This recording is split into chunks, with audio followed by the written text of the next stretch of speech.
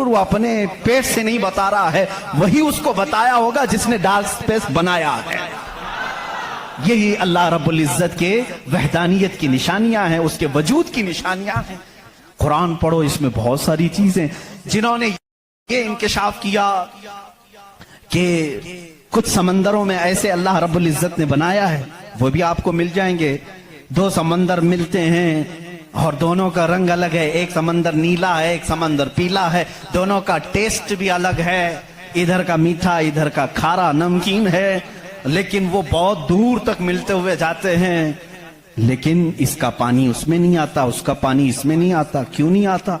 अल्लाह फरमाता मरजल Bahraini यल्तक़ियान, मरजल Bahraini यल्तक़ियान बैनहुमा बरज़ख़ुन ला यबग़ियान फ़बिअय्यि आलाइ रब्बिकुमा तुकज़्ज़िबान। उस रब्बे ज़ुल जलाल ने फरमाया, हमने दो समंदरों को बहाया है, देखने वालों को ऐसा लगता है कि ये मिल गए हैं, लेकिन हमने उसमें न दिखने वाली एक ऐसी दीवार बनाई है कि इसका पानी उसमें नहीं मिलता, उसका पानी इसमें नहीं मिलता। ये भी कौन से रसूल की जुबान से अल्लाह ताला बता रहा है लोगों को, जो रसूल कभी समंदर का सफर किया ही नहीं।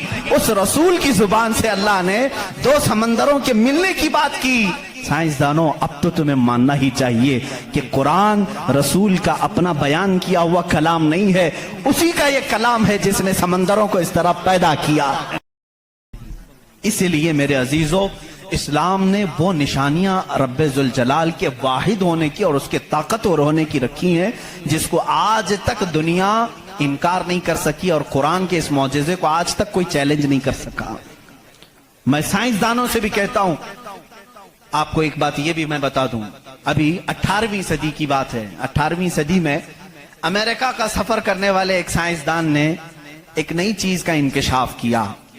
अटलांटिक ओशियन में या समंदर के एक हिस्से में एक ऐसी जगह है जो बिल्कुल ही डार्क है, डार्क स्पेस उसको कहते हैं, यानी वहां रोशनी बिल्कुल नहीं, सूरज की एक किरण भी वहां नहीं आती, इतना वहां पर, इतनी वहां तारीकी है। ये कब? 18वीं सदी में, यानी आज से 200 साल पहले की बात है। उसने इंकिशाफ किया, दुनिया को बताया, मैंने एक ऐसी जगह देखी, बहुत ही डार्क है, बहुत अंधेरा है।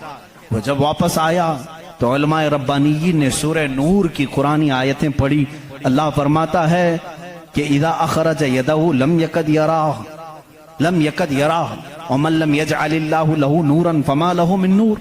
अल्लाह फरमाता है, हमने कायनात में एक ऐसी जगह रखी है कि उस पे अंधेरियों पर अंधेरियां हैं, अगर तुम हाथ भी निकालोगे तो हाथ भी नजर नहीं आएगा, हाथ भी नजर नहीं आएगा। ये कहां का? ये इल्मुल बहर जिसको कहते हैं, समंदरों का इल्म रखने वाला, जो पूरी जिंदगी समंदरों की खोज में लगा दिया, वो ला करके बताया। उसने सोचा मैं बहुत बड़ा तीर मारा हूं, लेकिन जब बताया कुरान पढ़ने वालों ने कि ये तो कुरान में है, अल्लाह फरमा रहा है एक डार्क स्पेस है कायनात में जहां तुम हाथ भी निकालोगे तो नहीं नजर आएगा, इतना डार्क है। वो सटपटा गया, परेशान हुआ, मैं इसकी तहकीक करूंगा, ये कुरान में आई कैसे बात। सबसे पहला दुनिया का मैं इंकिशाफ करने वाला हूं, मैं इसको सबको बताने वाला पहला फर्स्ट आदमी मैं हूं, ये पहले से कहां से आ गई कुरान। फिर वही दो बातें मैं बताता हूं मेरे अजीजों, उसको भी यही झटका लगा कि ये कुरान उस जमाने में नाजिल हुआ जब साइंस का वजूद नहीं था, और उस पर नाजिल हुआ जिसको दुनिया में किसी ने सिखाया नहीं था। बाद में फिर उसने ये सोचा शायद हो सकता है प्रोफेट मोहम्मद सल्लल्लाहु अलैहि वसल्लम समंदरों का सफर बहुत करते होंगे, उनके समंदरों के सफर में शायद कभी ये जगह आ गई होगी, इसलिए उन्होंने अपने मन से कुरान में ये लिख दिया होगा। उसने ये नतीजा निकाला, लेकिन दूसरे ही दिन उसे फिर बड़ा झटका ये लगा कि जब सीरत मुस्तफा पढ़ा उसने, अल्लाह अकबर, हुजूर की 63 साला जिंदगी में आपने एक मर्तबा भी समंदर का सफर किया ही नहीं। ये बहुत बड़ा झटका लगा कि वो मोहम्मद सल्लल्लाहु अलैहि वसल्लम कभी पूरी जिंदगी में समंदर का सफर किए ही नहीं। मेरे अजीजों, इस बात में गलत फहमी में ना आना कि वह समंदरों को नहीं जानते थे। वो मेराज का सफर करने वाला रसूल समंदरों को जरूर जानता है, लेकिन ये हिकमत इलाही थी कि कभी समंदर के सफर करने का इत्तेफाक नहीं हुआ।